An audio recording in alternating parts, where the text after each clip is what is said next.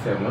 ఇలా బీటాకోడ్ international overseas గురించి మార్కెట్లో మంచి టాక్ విన్నాము. ఓకే, అసలు ఇదేంటి, దీని గురించి ఏంటి, ఈ జాబ్స్ ఎలా ఇస్తారు, దీని గురించి పూర్తి వివరాలు మేము తెలుసుకుందామని నేను మా కెమెరామ్యాన్ వచ్చాము. ఓకే అండి మోనాలిసా గారు. యాక్చువల్లీ బీటాకోడ్ ఇంటర్నేషనల్ ఓవర్సీస్ అనేది ఒక international company.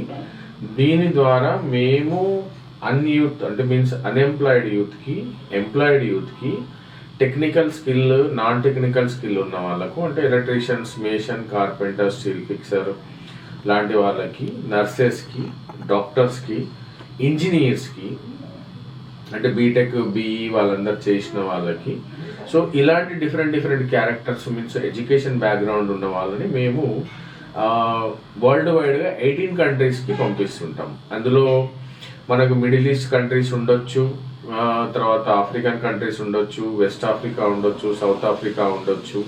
So different type of కంట్రీస్కి మేము క్యాండిడేట్స్ని మా దగ్గర ఉండే డైరెక్ట్ కాంటాక్ట్ సోర్సెస్ ద్వారా మేము పంపిస్తూ ఉంటాం అన్నట్టు బేసిక్గా.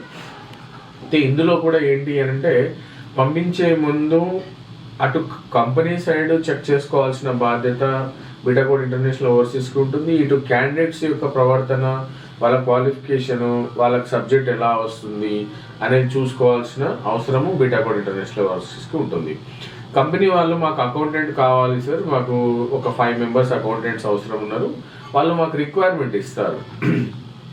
టాలీ, ERP9 కానీ, ప్రైమ్ వచ్చిన వాళ్ళు కానీ, బీకామ్ స్టాండర్డ్స్ ఉన్న వాళ్ళు కానీ, MBA స్టాండర్డ్స్ ఉన్న వాళ్ళు కానీ, అలాంటి వాళ్ళని వాళ్ళు సర్చ్ చేయడం మొదలు పెడుతుంటారు. సో అలాంటప్పుడు మేము ఏం చేస్తామంటే క్వాలిఫికేషన్కి తగ్గట్టుగా ప్లస్ ఏ కంట్రీ నుంచి ఆఫర్ వచ్చింది, వాళ్ళు ఎన్ని సంవత్సరాల కాంట్రాక్ట్ క్యాండిడేట్ అడుగుతున్నారు, సో వీళ్ళు అక్కడ స్థిరంగా ఉండగలుగుతారా లేదా, ఆ కంపెనీ యొక్క అప్స్ అండ్ డౌన్స్ ఎలా ఉన్నాయి, వాళ్ళు ట్యాక్స్ పేయర్సా లేదా, కంపెనీ యొక్క ట్రాక్ రికార్డ్ ఎలా ఉంది అనేది ప్రతిదీ మేము క్షుణ్ణంగా చూసుకుంటాం.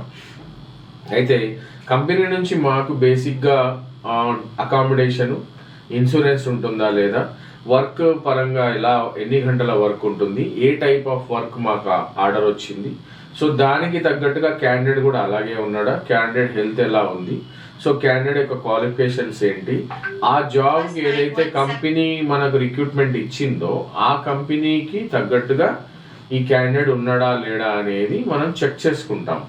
చెక్ చేసుకున్న తర్వాత కంపెనీ నుంచి డైరెక్ట్గా ఇంటర్వ్యూ అలాట్మెంట్ చేసి కంపెనీతో క్యాండిడేట్ని మాట్లాడిపించి, క్యాండిడేట్తో కంపెనీని మాట్లాడిపించి, ఇది ఒక ప్రాసెస్ జరిగిన తర్వాత వాళ్ళ యొక్క వర్క్ పర్మిట్ వీసాస్ వస్తాయి.